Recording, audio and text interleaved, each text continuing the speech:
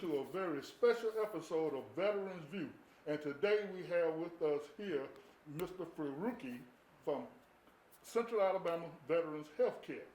It's a very special show because we're going to be talking about things that are currently going on with the VA and about the new VA clinic that's opening. And my name is Leroy Davis Jr., and I'm a retired United States Navy. And we'll be right back in a few minutes. Where does innovation come from? What invisible force drives us to break barriers? What fuels our need to reach new milestones? For 75 years, the Veterans Health Administration has been at the forefront of healthcare innovation. What drives us? You do.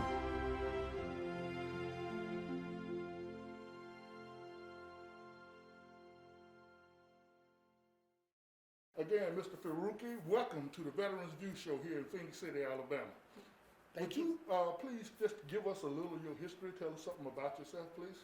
Sure, absolutely. First of all, thank you again for inviting me. I'm really appreciative of this opportunity, and thank you for your service as a veteran, but also to be able to speak to other veterans. So thank you for that. Yes, sir. Again, my name is Amir Faruqi, and I am the director at the Central Alabama Veterans Healthcare System. I've been with CAVIS now on a permanent and an interim basis for about 2 years, a little over 2 years now. But I've actually been with VA for about 20 years almost. I've worked at a lot of different VAs, worked in Tuscaloosa, so here in our Alabama family. Yes, sir. You and I both have an appreciation for Tuscaloosa. Yes, we do. But in addition to that, I've also worked at other medical centers. I actually started off my VA career in Jackson, Mississippi at the VA there. I've worked also on detail at the Atlanta VA, at the Augusta VA, helping out where I was needed. And then I've also worked at the network level, which is our network or vision is Alabama, Georgia, and South Carolina. Yes. So I worked at the network offices for a little bit, and prior to that, actually, I worked in VA headquarters. So right across from the White House, worked there for about 5 years. Yes, sir. Well, that's great. Well, I want to start out by asking you about the new clinic that's being built in Columbus. Now, it's beautiful, and I think the veterans are going to love it. So tell us a little something about what's going to be in there. Oh, there's going to be so much in there. I'll be honest. I get very passionate about it. I'm very excited about it. As you walk in, on the left side is going to be women's health, and we're going to have its own clinic just for women's health, and that's really important to really provide a safe, comfortable environment for our female veterans. Yes, sir. Especially because the female veteran population is continuing to increase, as we continue to move forward. And I think right now we've got about, just for CAVIS, for Central Alabama Veterans Healthcare System, we've got something like 7,300 female veterans out of our 51,000. That's almost like around 14%. Yes, sir. And when I remember just a decade ago where it was usually more like the female veteran population was like 9%, 10%, 11%. So we're constantly seeing it increase, and we've got to make sure we meet them where their needs are. So that's really important to us. In addition to women's health, we have got primary care, of course. We're going to have, quite a bit of primary care capability. We're excited about that because our current clinic that's on 13th, it's really very small. Yes, sir. There's not a lot of space for primary care. This is going to allow us to expand primary care a lot, which means we can take care of more veterans, make sure their needs are taken care of. I'm really excited. Then we're also going to have mental health, but then, and quite a bit of services through that. But I'm really excited that we're going to be able to provide a lot of things that we weren't able to do before for our Columbus, Phoenix City, Alabama, and Georgia populations. And so that's going to include physical therapy, occupational therapy, audiology, dental, podiatry, optometry, and also radiology, which that's going to be really important by itself. MRI, X-ray, ultrasound, CT, really giving just a really good breadth of services. So I'm very happy about that. Well, that's great. And I did a show earlier, and we talked about all those things. But one thing I want to talk about, and I'm glad you're here, is the veterans to know how much territory that Central Alabama Veterans Healthcare covers with all of the different clinics in Dothan and here in Columbus, and some I'm not naming. So would you tell us something about those different clinics you have to run as well? Oh, happy to do so. So, it's funny. We're called the Central Alabama Veterans Healthcare System, and that name was established by legislation. So, trust me, if I could change that name, I probably would. Except it costs a lot of money to rename all, change all the signs. Yes, sir. But even though we're called the Central Alabama Veterans Healthcare System, we really are spread from South Alabama all the way to here, all the way over to West Georgia. So in South Alabama, as you mentioned, we've got a couple of clinics. We've got out to the southwest, Monroeville in Monroe County. Then, also in South Alabama, the Enterprise area, we actually have a clinic in Fort Rucker, actually inside of Lister Army Health Center. And then in addition to that, we've got our clinic in Dothan, Alabama as well, down the south, in the southeast. Then in the Montgomery area, we've got, of course, our West Campus, which is on Perry Hill Road. And we just hit our 80th anniversary, by the way, in 2020. We couldn't celebrate the way we wish we could because of COVID, but we were still glad to celebrate as much as we could. Yes, sir. Because, of course, that's some amazing history. We also have our Montgomery VA clinic, which is a large ambulatory care clinic, and that's where we've got a lot of our primary care in Montgomery located. And that would be Chantilly, right? That's on Chantilly, exactly. And then also we have our podiatry clinic that's inside of Maxwell Air Force Base. And then as you go further a little bit east, then of course we've got our Tuskegee campus, which that's history in and of itself for many, many reasons. And by the way, we are about to hit our 100th anniversary in 2023. Oh, great. So mark your calendars because that's something we've really got to celebrate. That's a huge, especially when you look at the history and how many people came together to build what's there. We get really excited about that. And then of course, here, near to Phoenix City and in the Columbus area, we're very glad we've got our 4 sites of care between, of course, our 13th Street Clinic or 13th Avenue Clinic, which will be replaced by this brand new clinic, which so excited about. Yes, sir. We also have our Fort Benning Clinic. We also, and that's a freestanding CVOC that has primary care and mental health and women's health. We're still planning on having that clinic. It's going to continue, so that way we can provide services to our veterans there and make sure that we're meeting the needs of the general community. In addition to that, we have an optometry clinic that does a great job, which is actually inside of Martin Army Community Center. So we're very glad to have that as well. And then, of course, this last year, we were very glad to open up our our downtown clinic, downtown Columbus VA Clinic. And that one is in Comer Avenue. And that one has a few different things. We've got around 24 exam rooms. We're providing some primary care there, but we're also providing, we have rotating specialty services that are in there. We're looking at, knock on wood, hopefully being able to provide some additional services that I won't name yet, but I think would be really, really good for people having to do with chiropractic care. So, I guess I did just mention it. But we'll see, because I've still got to go through a long process. I know I'm going to be in trouble for that. Well, that's okay, because I see a chiropractor out in town that y'all pay for. So if you do start it, then that'll be money you'll save. It's a great way to just add to the services. But in addition to that, where downtown has really been helpful and I think really important is it's a way for us to provide some direct outreach to our homeless veteran population. Homelessness, it's still a problem out there. Now, amazing inroads have been made. I mean, the progress that's been made when it comes to homeless veterans, when they first said, I think it was under Secretary Shinseki, when he said that he wanted to end homelessness amongst veterans, I think everybody was just like, wait, what? Because it's such a massive issue, it's such a massive challenge.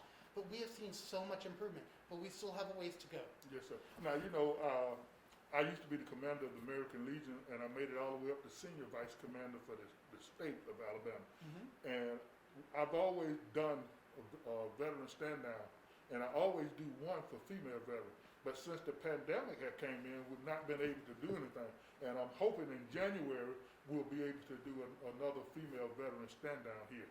But one of the other things I want to talk about, since we're doing all of these different things, we need something over here in Phoenix City now. We can't keep going across the river over there. I love them over there too. But we need something over here so that we can, because we're proud of Tuskegee, we're proud of Montgomery, but we want to see something. And by mentioning Montgomery, I have a question for you. The VA hospital there on Perry Hill Road, are you still in the remodeling phase? Because I know the building is pretty old, and they have like open bay hospital rooms where 3-4 men in there. have they already did that? So there were some renovations that that I think at one point they were looking at. What we've been able to do is utilize our rooms in a way that was still kept safe and able to be private. There are different projects, but the problem is, especially in this time of COVID, we've needed every bed we could have. Right. And so to even do a renovation or a major renovation would mean that we would have to close those beds and close those rooms. And definitely in this time of COVID, that Right. was just not an option. Not an option. Now, to your question about what are we looking to do to expand, we are reviewing that. While I can't share a lot with you, there, through the Mission Act, which of course came out a couple of years ago, Yes, sir. bipartisan, legislation. When that came out, one of the requirements in there was that VA would do market assessments. And so VA is in the process of completing those market assessments. In terms of what that will mean and what they're going to look at, our hope is that it'll bring some more resources to our area and to the needs of the community. In terms of where those will be located, a part of that's going to have to do with workload. It's different demographics and growing population, and as they look at that stuff. But definitely, we are constantly looking to see what can we do to serve our veterans in wherever they're at. And I'll just use an example down in Dothan. Just like 13th, 13th has long needed replacement. That's why we're so glad to, now have this new clinic that's going to be coming up on River Road. Yes. Similarly, the Dothan Clinic, that definitely needs replacement, and that's something that we're working towards as well, to completely replace that and hopefully be able to, give it something of a larger size, because we need to expand and we're very space cramped in there. Right. So we've already started some of our steps. Now those market assessments, that's going to be going on over the next, there's a commission called the AIR Commission, the Assets Infrastructure Review Commission. They're going to be receiving, the information from the contractors who worked on all this as a part of the requirement of the Mission Act. And then they're going to take that information, they're going to give it to the commission. The commission's going to be reviewing it, and then it'll go to the president, as well as then, of course, going to Congress. So it's kind of out of my hands, but they are definitely looking at that. And definitely one of the things we are looking to do is, where do we need more sites of care to make sure that we're meeting our veterans' needs? Well, I can tell you this, with the contractor who built this clinic here in Columbus, it's an outstanding job. Now, I thought Chantilly was nice, but this beats the hell out of Chantilly. I'm telling you, this is a really nice VA clinic, and I think the veterans will definitely enjoy it. And because I noticed the one in Chantilly, it's got upstairs and downstairs, so veterans got to look for an elevator wherever we go. But with this one, everything is on the first floor, a special entrance for wheelchair patients, the whole 9 yards, and an ambulance entrance. You can't beat it. And I think that when people, veterans, and their families see it, they will truly be glad that it did get open. Oh, I would absolutely agree. I'm really just so very excited. And can I just say, we are getting such amazing community support. Thank you so much for everything that you have said and that you're doing for us, but also just from the community in general. We've already had veteran service organizations coming forward with different things that they want to do to help support us, and we're just really excited. We're opening in the spring, and Well, it's one thing that I've tried to tell the veterans in the past when we used to get into a little fuss about, okay, we don't want that clinic there, we want it here. I said, look, with what's going to be in that clinic, it needs to be where it is, number one. Number two, if you try to shut this down, you only thinking about veterans here in Columbus. But that clinic serves several counties in Georgia and in Alabama. So what you're saying that those veterans don't count, and the only veterans that count are the veterans in Georgia. And that's what we didn't want. We wanted that clinic, and I'm so glad that they are almost finished. I'm very excited. And like you said, it's going to serve our veterans in Alabama as well as in Georgia. And, just in Lee County and Russell County, I was looking at some numbers earlier. I think there's around 10,000 veterans just in those two counties. Right. That's a sizable number. And so between the 55,000 square foot new clinic that's going to be coming on River Road, as well as, our existing clinics in Fort Benning, our downtown clinic, that's going to give us some good geographic spread. And then as we continue to identify, especially once they've opened and we see where the workload is and how things, then we can start looking at, okay, where do we need to expand? How do we need to expand?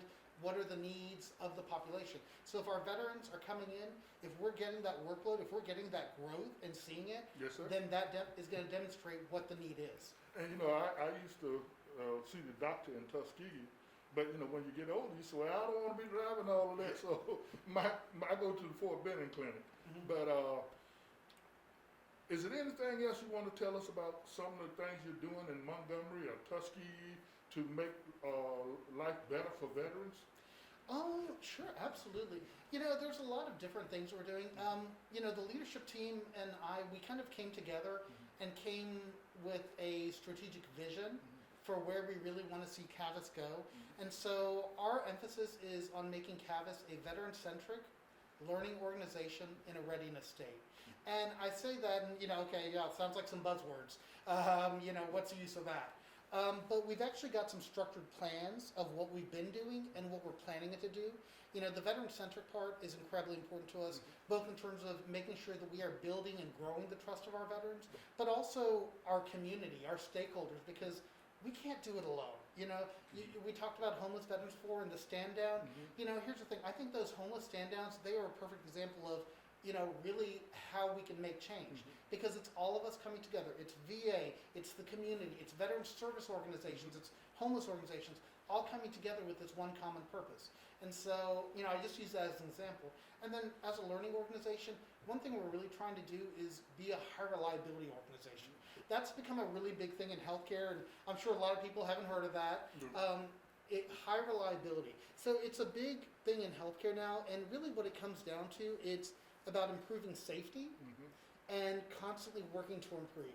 And it's getting away from the person dependent. Like, you know, what Amir thinks, it's not about Amir. It's not about making sure that Amir does this. It's about making sure that the system is getting fixed and that we're not just band-aiding things. You know, it's making sure that we as an organization that, you know what, hey, if it's not Amir, then it's Sheila, or it's Tremel, or it's Valerie, or it's Prudence, or Landrina, or Randall, whoever it might be, and that we as an organization, that we are all constantly growing and improving to make sure that our veterans get the services they need. Sorry if all that sounds a little bit weird. Well, you know, and that's fine.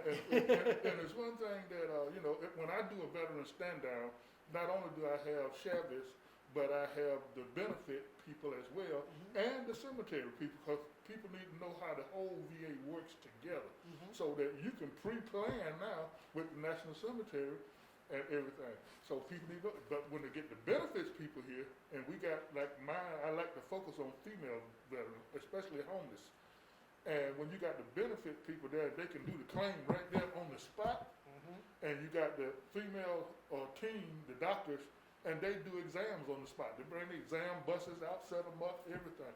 So we've been doing great in that. And the same thing when we do just a regular one. A regular stand down for us is male and female. But I've been focusing more on female because for a long time, the VA had to outsource. They didn't have everything they needed for female veterans. And female veterans did not feel that they was a part of the VA treating them. So by doing those stand downs and getting those females some benefits and let them see that the VA is evolving. It's taking care of them. Well, and can I just say, Sure. I'm really excited. We have a new Women Veteran Program Manager, Dr. Rakia Williams. So she has just started in her position just a couple of months ago. We're really excited about that. And we also have a medical director of women's health, Dr. Harris, and between the two of them, I think we're really going in a good direction when it comes to making sure that our female veterans are getting the services they need. You know, but like you said, you know, VA was not, it wasn't designed, structured, whatever you want to call it, but the point is that was a mistake. We're working to fix that. Right. We're working to make sure that we are doing the things needed for our female veterans. And I'm so happy that Dr. Hall, I don't know whether she was here when you came. Dr. Peggy Hall, yep, she Well, retired. Yeah, she retired. Well, between her and I, we set up everything. And we would have phone meetings with everybody. She'll tell them, okay, this is your part, that's your part. So I'm hoping that whoever took our place, we can work together that same way Oh, I have no doubt. for getting started. Is there anything else? Oh my goodness, there's so many things. Let's talk. Let's talk about it. No, just, you know what, I think there's just a lot of really great stuff going on. I think we are constantly working to improve. I'm not going to say that we're perfect by any means of the imagination, but you know, I've got some really wonderful people. I'm so lucky to work with the people that I do because I can tell you they are working crazy hours. Even at home, they're working from home. They're doing whatever they need to do to make sure that our veterans are served. And they truly, and it's not just that they're showing it with their work ethic. There is so much. They care. They care so much. You know, even talking about the women veteran part of it. You know, I'll just tell you. You know, in my leadership team, I'm very fortunate to have a woman veteran, a female veteran on my leadership team. And let me tell you, one thing that we started is she's actually been helping to host, working with Ms. Austin, who's here with us, and and others. They've actually been hosting a women's only veteran town hall. Okay. So in other words, I don't get to be on it, and trust me, I would love to, but because I'd love to hear. But no, it is women only. It is for women. It is by women, and it's a way for them to be able to speak in a space that's safe, to be able to talk about the concerns, the issues, and help us know how we can continue to improve the care. So I mean, there are just so many exciting things that we're doing. Mr. Faruqi, I wanted to ask you about, since the new clinic is coming, how many new jobs are we expecting? And I know a lot of people that live here in Columbus and Phoenix City drive to Tuskegee to work. So a lot of them will probably be able to transfer. I'm not sure. I guess it depends on their job. But can you think about maybe how many? I don't have that number on me right now. I will tell you, I've approved a whole lot of positions because, especially something as big as 55,000 square feet and all the different services that we just talked about, that's going to require quite a few staff. That's going to require quite a few FTE. But I will tell you, we have already started hiring. Some of those people have already come on board. I was actually at New Employee Orientation last week, and we had 2 new employees, both of whom are coming to work here, in this area. So we've got a lot coming on. I do encourage people, please apply. Unfortunately, our human resources process can be a little bit slow. That's federal government, unfortunately. Trust me, I know about that. You know. So I do ask for people's patience, but at the same time, I really do encourage. I think VA is a wonderful place to work. The federal government, giving back as public service, it's a really wonderful thing to be a part of. And so I would encourage people to please apply, please consider it. Well, like I mentioned earlier, I used to work for the Tuscaloosa VA, and I loved it in Tuscaloosa. The only thing I didn't love is the tornadoes. Yeah. That was a thing. And again, let's talk about vaccinations. How are we doing on vaccinating? So we've been doing really well when it comes to vaccinations, but you can always do better. Right now, in the state of Alabama, we're not doing too bad. Things have started to slow down a little bit. It's calmed down a little bit. But here's the part that scares us. We're in November. Thanksgiving's next week. We've got Christmas. We've got New Year's. And unfortunately, as I think we all remember, last year, things were bad. And that's the part of what I think, especially talking to my doctors, I'm very fortunate. I've got some strong clinicians who are just so incredibly well trained. They're so educated. They're so smart about all this stuff. And they are spending the time to really analyze and understand what's going on.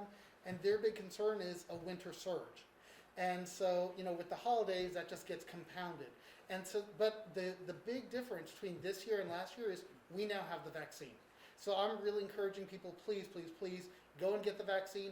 Cavus is offering it not only for veterans and of course our employees, but also for caregivers. So, if there's a veteran with a caregiver who's a non-veteran, the caregiver can come and get it. We're happy to give it.